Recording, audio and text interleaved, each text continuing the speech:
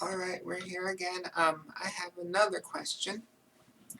So, the Ark of the Covenant.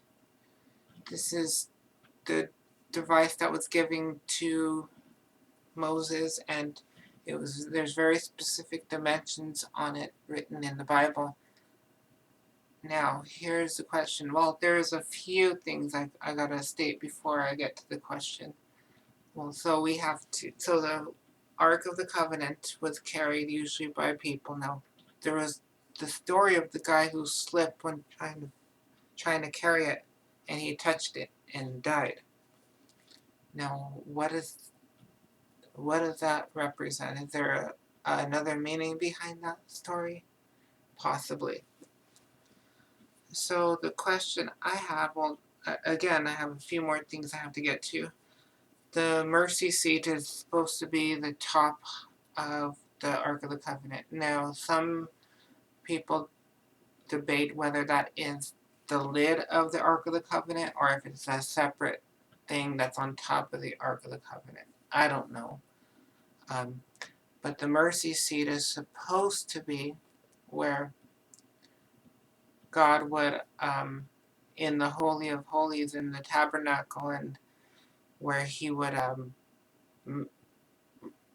appear. And of course, it takes the Jewish priests, they have to go through a whole ritual for almost a year before they can even go into the Holy of Holies. And then after that, no one else can go in there. So that brings up what happened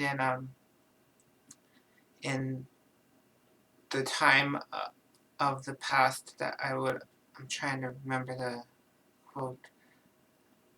So it's going to be the abomination of desolation of abomination, where they put an idol in the Holy of Holies. Ask anyone who's Jewish, that's the most messed up thing you can do. That's very, very bad. Very, very bad. Now, it happened once in the past, and it will happen again in the future. Jesus spoke about it several times. And so back to the Ark of the Covenant. Now, we got this romanticized fantasy version from Raiders of the Lost Ark. That it was a good movie, a very good movie. But it makes it sound like the way the movie portrays it at the end is like it portrays it as evil at the end. Now we have to be very, very, very careful how we approach these things and how we analyze these questions. So the Ark of the Covenant went missing after after the wars with Joshua and the wars, and apparently it made it through a few more kings where the Philistines took it back, and then it went back and forth, and then it just disappeared. So there is some conjecture that it has been housed in this church in Ethiopia, and that's possible.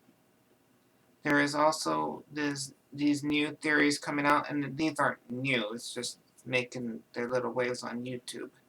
Is that it's still in Jerusalem under the Temple Mount. That was my original thought when I first started studying this, but I don't know. It's interesting that you're not allowed to excavate in that area. So it could be there. It could not be there. It could be in Ethiopia. It could have went overseas, like they said. It could be in North America. That's what they were saying. That's a weird theory, but okay. So I think it's important that we study every facet of this and try to figure it out. And as always, I want everyone to give me your theories, thoughts, ideas, please. discuss it, because that's the only way we're going to figure things out, is if we have a valid, logical discussion. Thank you.